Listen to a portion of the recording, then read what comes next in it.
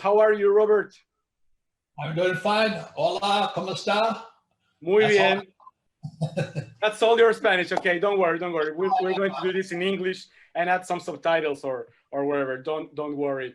Well, Robert, first of all, thank you for being with us. I know you're a busy person, and we were very eager to have this this conversation with you. And we know that all our community here in Latin America and Spain, it's eager as well to hear you.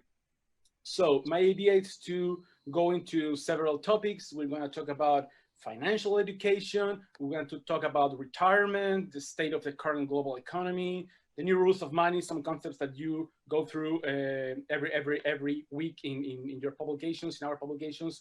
What's going on with the middle class today, the cash flow, gold, cryptocurrencies, real estate, reinvestments. There's a lot of things to cover. I want to start right now. What do you think?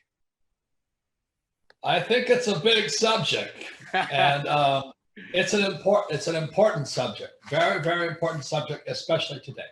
Yeah, let's start talking about financial education. No, I mean the struggle for a better financial education has been like the most important thing you've been pushing for along decades. So what would the key concepts in that area be, and how this would apply to Latin America?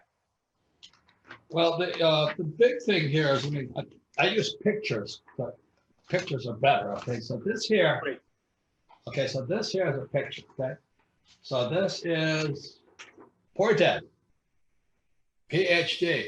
You know, the most important thing in my family, Japanese American, was you had to have a college degree. So my poor dad went to Stanford, University of Chicago, Northwestern. So he had a PhD. He was very proud of it. And this is my rich dad. And my rich dad didn't go to school, but he had a financial statement. And today, 99% of all people graduating from school have this, but they don't have this.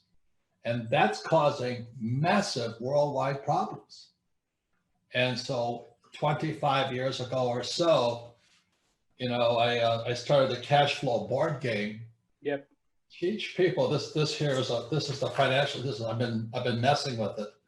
This is the financial statement from the cash flow board game. So what you see here is, this is poor dad here. You know, he says, oh, high paying job. And this is rich dad here. You got to have assets. So the reason people are in serious financial trouble today is because they go to school like poor dad, and they want the college degree. Where's that picture? They want this. It's not worth anything. Zero. You can't go to a store and say, here's my college degree. So this here, this is the problem here, is that, and this is not, it's everywhere, all across the world. They all want income. And really what the rich focus on are assets. It's so opposite. And that's the problem. It is a very big problem, Felipe. So I'm a rich man, you know, here, this is all I have. This is book number 1. This is Rich Dad, Poor Dad. Let me see. Yep. PhD, financial statement. This is book number 2. So you go to school, get a job. That's what schools teach you. Or you become a specialist like a doctor or a lawyer. So this was poor dad. This is rich dad. So that's book number 2, cash flow quadrant. So if a person's mind goes to school and is here, they're stupid all their lives financially. They could be very smart in school, but they're stupid financially here, and over here is completely different. It's opposite. You see, E stands for employee, S stands for self-employed or specialist or smart person, like a doctor or a lawyer. Guess who pays the highest taxes? Yeah. Lawyers. It's good. Doctors and lawyers pay the highest taxes. Very good. Over here, 0 taxes. Your country, my country, every country in the world. How a person can turn himself from one side to the other side of the quadrant. They have to study. But they're not going to teach you that in school. So that's why, let me, 1 second. So that's why I wrote this book here, Rich Dad, Poor Dad. That's this book, that's this picture here. Padre Rico, Padre Pobre. Yep. And then created this board game here, Cash Flow, so you can learn about money. So 25 years ago, my wife and I created the Cash Flow board game, and then I wrote this book here, Padre Rico, Padre Pobre, so you can change your thinking. But if you think a paycheck is important, I can't help you. I don't want a paycheck. And so the reason my popularity grows is not because I'm very smart. I flunked out of school. I flunked Spanish, I flunked French, I flunked English, and I flunked Japanese. I flunked everything. But I understand the language of dinero. Well, that's one thing I wanted to ask you. What is dinero? What is money to you? What it means? It's only a game. It's only this. It's a game. Every day. I mean, just the reason I was a little late coming on the phone call with you is I'm talking about this all day long. You see, but how many assets?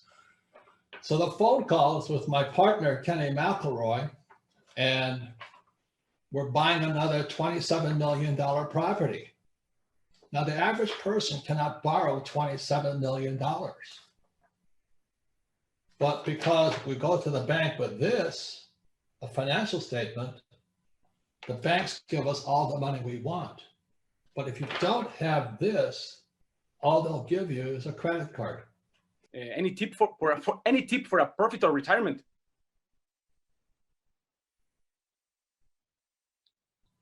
January 2020. ¿Quién robó mi pensión? Who stole my pension?